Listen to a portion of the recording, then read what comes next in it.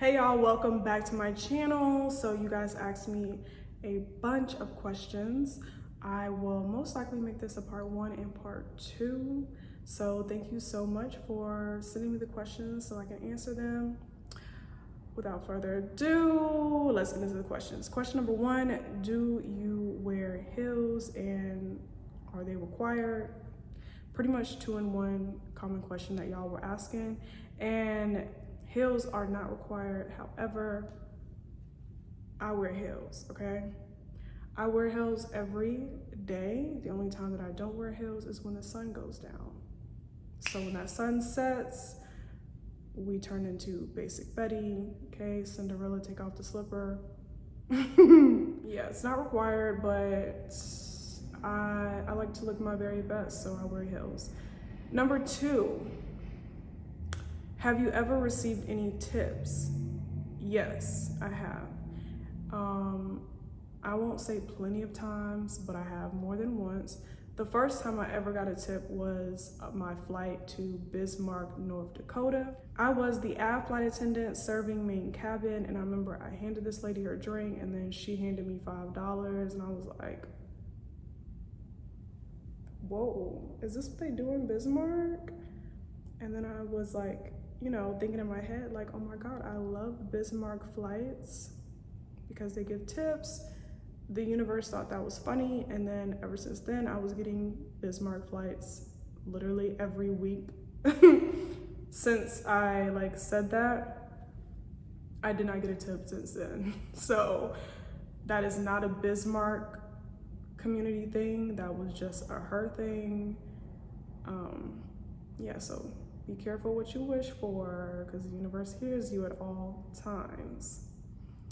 Next question, is it true that you get gifts? Yes, you do get gifts. There will be passengers that just, will give you like a Starbucks gift card or like a bag of chips or like a goodie bag, whatever the case may be. The most gifts I've ever received was in January, which typically January is like a dead month in general, but I didn't get nothing during Christmas time. I guess my passengers were just like, no, flight attendants are not in the budget this Christmas. But January, it was like 1 week, it was just like gifts. The best gift I got was Amazon gift card and it had $20 on there. I was like, okay, won't he do it? That was nice. Next question, what is your best overnight? My best overnight had to be in Durango, Colorado. I just feel like the overnight is a nice long overnight. I'm someone that likes, I like nice weather. I like it to be cool. I like crisp air. Colorado has really nice crisp air. And I love that. And it's just very scenic. The hotel that we stay at is there's a nice trail. So I like to take that trail. It's just a nice, serene and peaceful environment. And that's what I like. There's also whitewater rafting that's in Durango. That's popular thing to do in Durango. So I haven't tried that yet, but I am looking forward to having an overnight there and going whitewater rafting. So Durango would have to be number 1 in terms of overnights.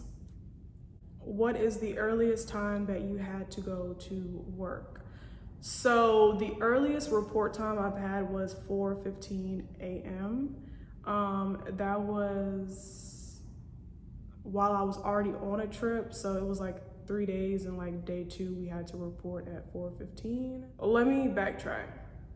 We had a show time of 4:15. We had to report to the airport by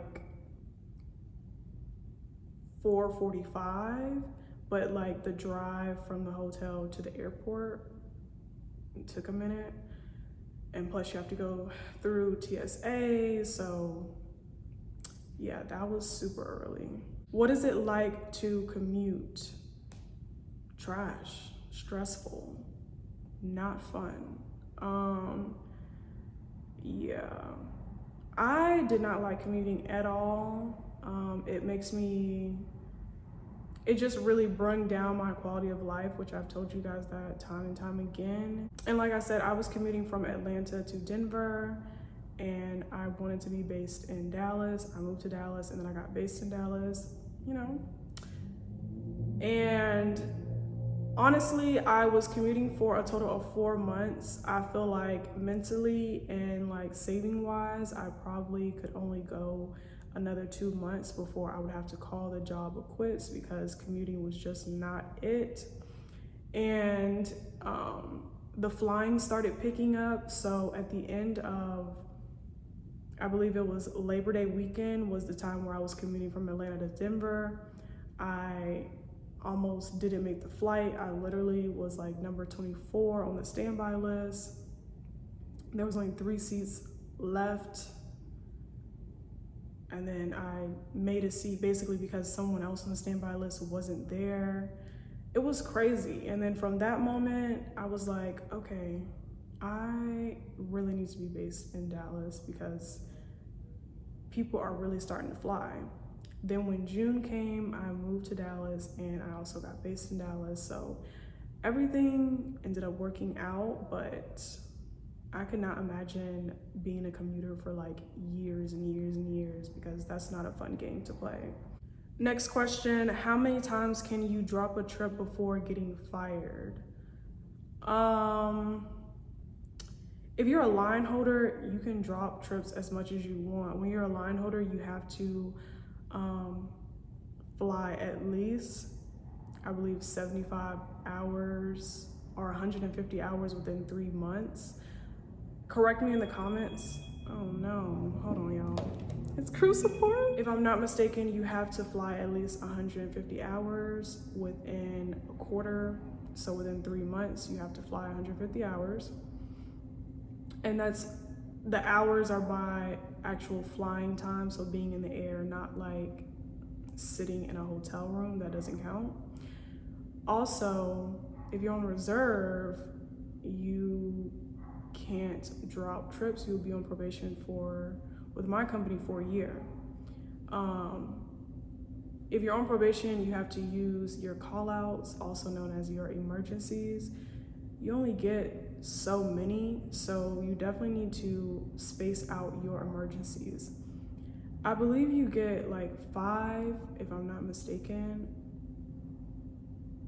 but you only get 5 for a whole year. I personally would space them out to where I have 1 per quarter, and you know, have 1 or 2 left over, because what if I have 2 emergencies in 1 quarter? But I want to have 1 to spare. If you become a flight attendant and you, whatever the case may be, whether it's real personal emergencies going on in your life or commuting and you're not able to get to your location, whatever the case may be, if you find yourself with your 6 months in and you only have 1 emergency left, it's time to look for another job, because like you're on your way out. You shouldn't be holding onto a thread and like really like that just makes you stress. And it's like you still have 6 months left. Like there were so many people from my class who ended up getting fired because of commuting and what are other circumstances to where they weren't able to show up for work. That's just my brutal honesty when it comes to dropping a trip, commuting, and doing things like that. Like using your excuses, that can happen really, really fast. So you want to portion it out. You want to portion it out. That's the best thing I can say. Once you're out of training, do you still have to wear your hair slicked back?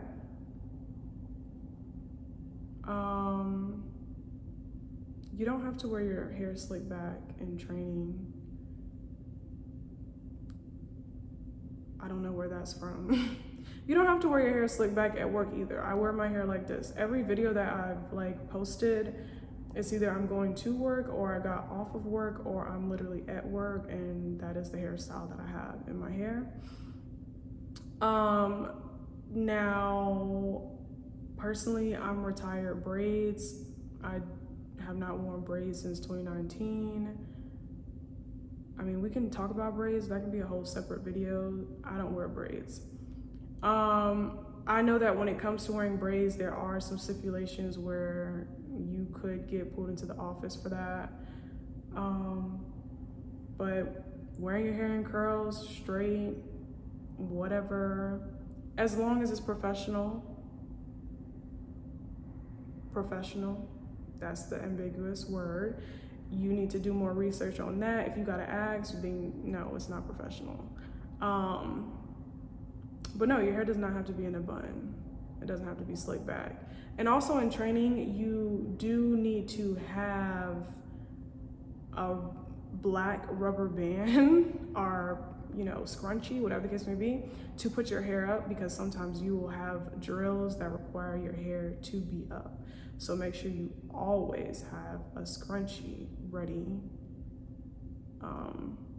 in the case that you need to put your hair up. Okay, another question, what was your least favorite work trip so far? I'm personally not a fan of going to Fort Smith, Arkansas. I don't know, it just seems like a very outdated town. The hotel is like super outdated and just decrepit. I don't like it, so I do try to avoid that trip altogether. The next question we have is, did many people get sent home over minuscule mistakes? Yes. Yes. Yes. You breathe too hard, you're getting sent home. Okay, not for real. Okay, I'm just kidding. But you will get sent home for not following rules. Simple.